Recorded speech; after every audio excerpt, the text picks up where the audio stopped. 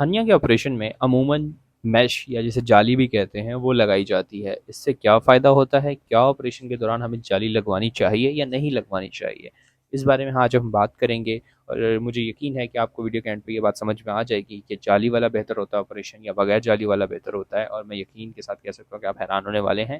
تو میرے ساتھ رہیے گا اینڈ تک. میرا نام ہے ڈاکٹر مہر اور آپ دیکھ رہے ہیں پروجیکٹ ہیلتھ.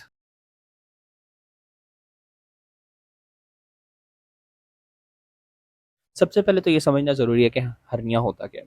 دیکھیے ہرنیا ایک ایسی سمپل سی چیز ہے جسے سمجھنے کے لیے لوگ بہت سے زیادہ جو ہے نا پریشان ہو رہے ہوتے ہیں. آپ کا جو پیٹ ہے یوں سمجھیں کہ وہ ایک دراز ہے، ٹھیک ہے، لیکن وہ ایک کھلا دراز ہے، اس کے سامنے دروازہ نہیں لگا ہوا، ٹھیک ہے. اللہ تعالیٰ نے یا قدرت نے کیا کیا ہے کہ اس کے اندر پیٹ کے اندر ہماری انٹسٹائنز یا آنتوں کو رکھ دیا ہے، ٹھیک ہے، اور اس کے اوپر ایک چادر لگا دی ہے پیٹ کی، ٹھیک ہے. جب بھی اس چادر کے اندر کہیں پہ ویکنس ہوتی ہے تو اندر سے انٹسٹائنز یا آنتیں باہر آنے کی کوشش کرتی ہیں اور یہ ہرنیا کہلاتا ہے. سمپل، ٹھیک ہے. اب مسئلہ کیا ہے کہ چادر کمزور ہو گئی ہے، ٹھیک ہے نا، یا ایبڈومن کی آپ کہہ سکتے ہیں کہ دیوار یا ایبڈومینل وال، جو بھی آپ کہنا چاہیں. سادہ زبان میں یہ کہ ایبڈومن کی جو باہر کی چادر ہے وہ کمزور ہو گئی ہے، جس کے اندر سے جو انٹسٹائن ہے یا گوشت ہے یا سمجھیں فیٹ ہے، اومنٹم، جو بھی آپ سمجھنا چاہیں، اندر سے کچھ باہر آنے کی کوشش کرتا ہے. اور جب بھی وہ اندر سے باہر آنے کی کوشش کرتا ہے تو وہ ہرنیا کہلاتا ہے.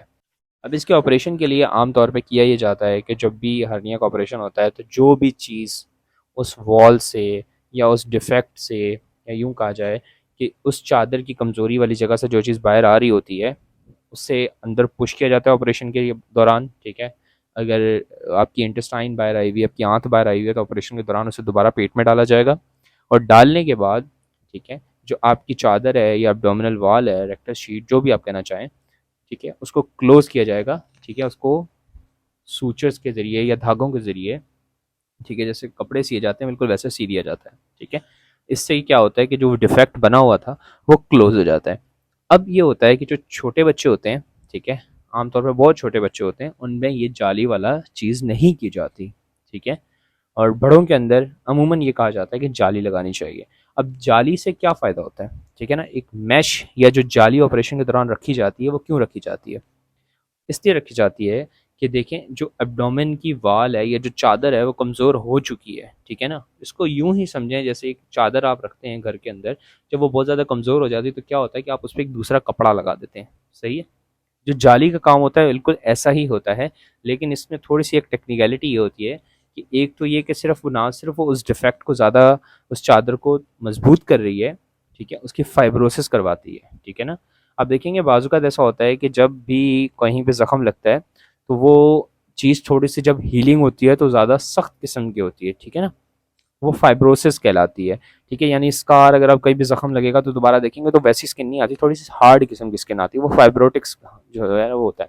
اب اس میں جو جالی کا کام ہوتا ہے نا یا جو میش لگاتے ہیں، اس کا مقصد بھی یہ ہوتا ہے کہ جو زخم تھا یا جو ڈیفیکٹ تھا یا سادہ زبان میں کہوں جو سوراخ تھا، اس کے اوپر جالی رکھ کے اسے سی دیا جاتا ہے اور آپ کا جو زخم ہے وہ بند کر دیا جاتا ہے. اب وہ جو جالی ہوتی ہے وہ کرتی کیا ہے کہ وہ اندر ہی انفلیمیشن کریٹ کرتی ہے اور اندر ہی جو سیکنڈری فائبروسس کراتی ہے، سادہ زبان میں ایک سکار فارمیشن کر دیتی ہے. اور جب جالی رکھی جاتی ہے تو آپ دیکھیے گا جو جالی کا جس مریض کا آپریشن کے بعد جالی رکھی جاتی ہے اس کی جگہ سخت ہوتی ہے، ٹھیک ہے.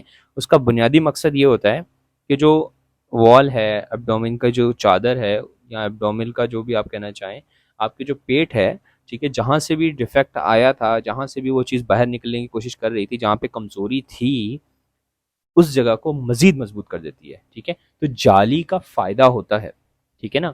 تو ایسا نہیں ہے کہ جالی فضول میں رکھ دی جاتی ہے. ہرنیا کے آپریشن کے دوران جو میش لگایا جاتا ہے جلد کے جلد، تو بہت فائدے ہوتے ہیں، ٹھیک ہے نا. وہ لانگ ٹرم کے اندر دوبارہ ہرنیا ہونے سے بچاتی ہے. اور ان لوگوں میں جن لوگوں میں جالی نہیں رکھی جاتی ان میں دوبارہ ہرنیا ہونے کا چانس بہت زیادہ ہوتا ہے، ٹھیک ہے نا. تو میرے خیال سے اب تک آپ کو یہ بات سمجھ میں آ گئی ہوگی، جو یہ میش یا جو جالی لگائی جاتی ہے ہرنیا کے آپریشن کے دوران، اس کا کیا فائدہ ہوتا ہے یا یہ نقصان ہوتا ہے اور یہ لگوانی چاہیے یا نہیں. اب آپ تو تقریباً آپ کو یہ بات سمجھ میں آ گئی ہوگی. اب ایک چیز اور امپورٹنٹ ہوتی ہے کہ جالی لگانے کے بعض اوقات کچھ نقصانات بھی ہوتے ہیں، ٹھیک ہے نا. تو اگر آپ جالی لگانے کے نقصانات کے بارے میں جاننا چاہتے ہیں کہ کیا کیا مسئلے مسائل آ سکتے ہیں میش لگانے یا جالی لگانے کی وجہ سے، تو آپ کو ویڈیو مل جائے گی، وہ آپ دیکھ سکتے ہیں. And that's all, this doctor مہر سائننگ آف. اللہ حافظ.